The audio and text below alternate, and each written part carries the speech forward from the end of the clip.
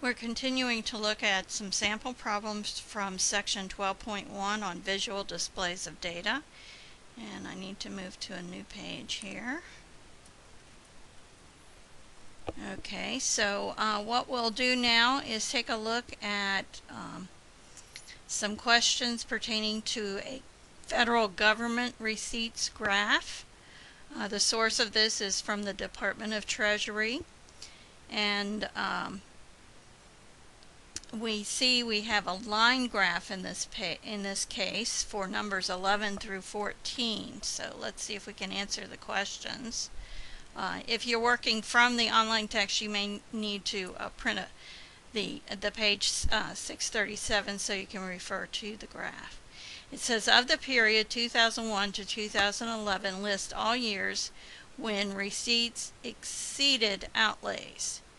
And as we look at, receipts are in blue and outlays are in red, and the only time the blue line is above the red line is in 2001. So that's the only year. Okay, and number 12, identify each of the following amounts when it occurred. The greatest one-year drop in receipts. Greatest one-year drop in receipts. Looks like from 2008 to 2009, and it dropped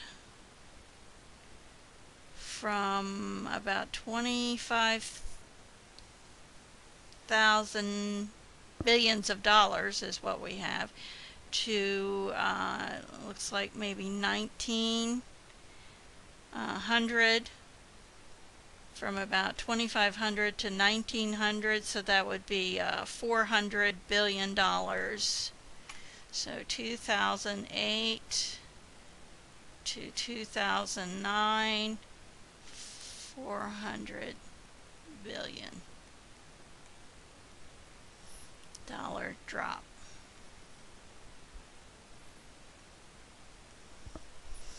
Okay, and 13, in what years did receipts appear to climb faster than outlays? As we look at that,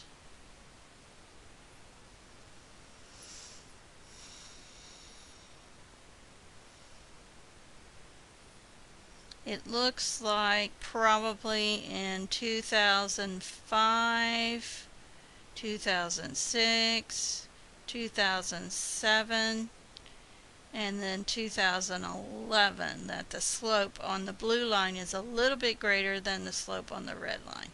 So 2005, 2006, 2007, and then again in 2011. Let's hope that's true.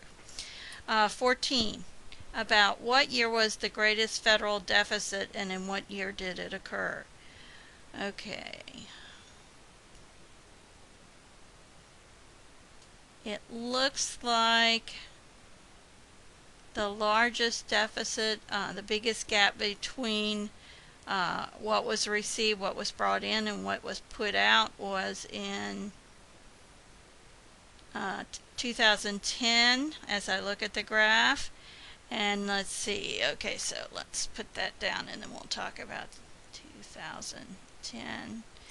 And so we're going from the outlay was in 2010 was about 3,700 billion,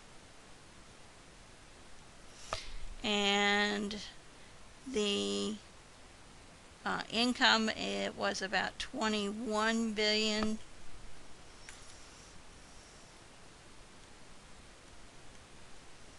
These are billions.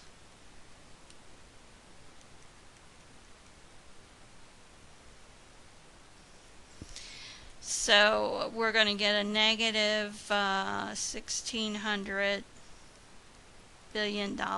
Ooh, very large deficit.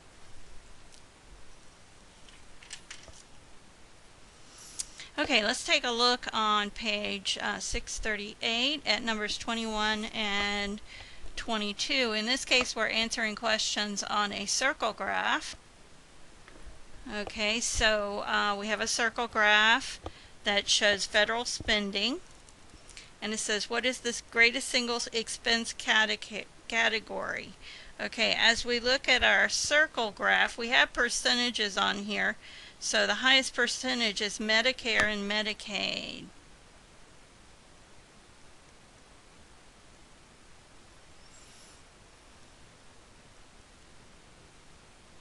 And again, you may want to print this page so you can look at the graph, page 638. 22 of federal spending over the last decade, leading up to 2020, increased about 7.5% per year, as it did over the preceding decade. Total spending for the decade would be about 54,200 billion. Of that, what total amount would go to Social Security, Medicare, and Medicaid? So they want us to, Social Security is 20, Medicare and Medicaid is 23, so that would be 43%. So we want to take 0.43 times this amount they give us, 54,200 billion.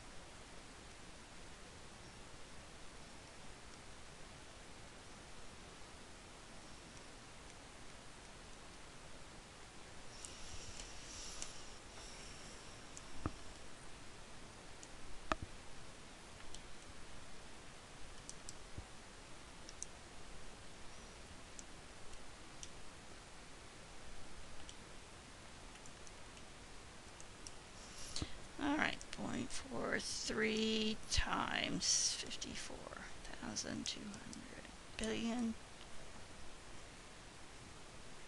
About 23,300. It's about 23,300 billion.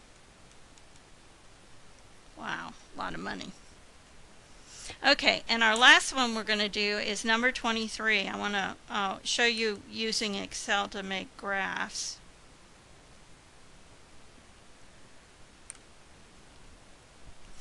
And in 23 it says, a survey asked American workers how they were trained for their jobs. The percentages who responded in various categories are shown in the table below. And again, this is on page 638. And we have the percentage of workers.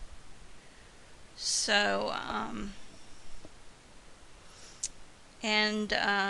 we're supposed to draw a circle graph. So, I'm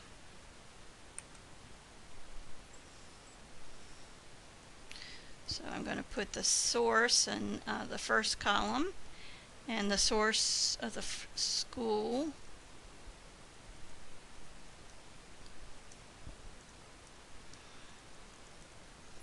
On the job, formal, military, and none. Okay, and going to, alright, now I'm going to put in our percentages.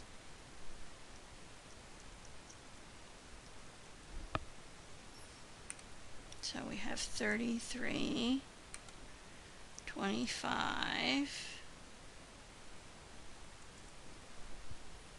12,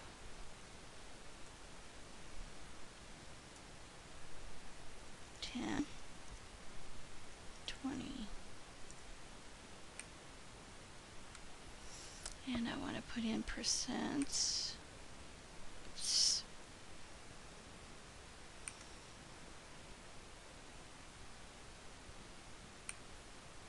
Let me undo that. I don't want that. Let me just type in the percent symbol.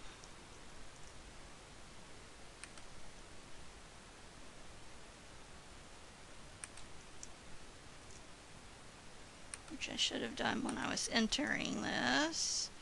Or you can put the decimal in and then click the percentage symbol, which is what I was trying to do, but I forgot to put it in as a decimal. So percent, and we want a percent.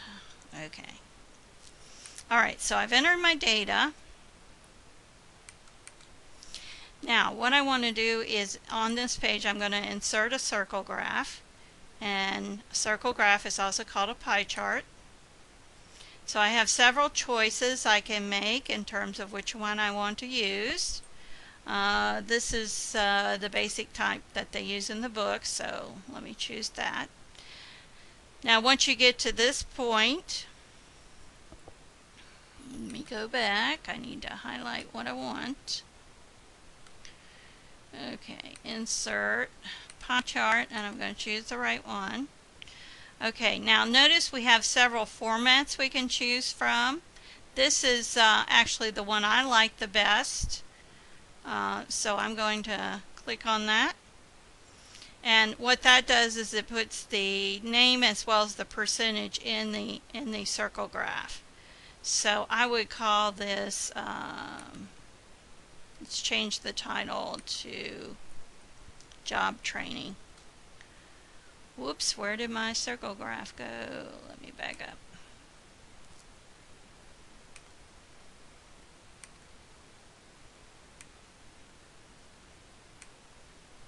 Okay. Job training. Okay, so that would be my graph. And you could click on this and make a copy of it here and paste it in a Word document if you wished. Okay, so that concludes part B of the sample problems for 12.1.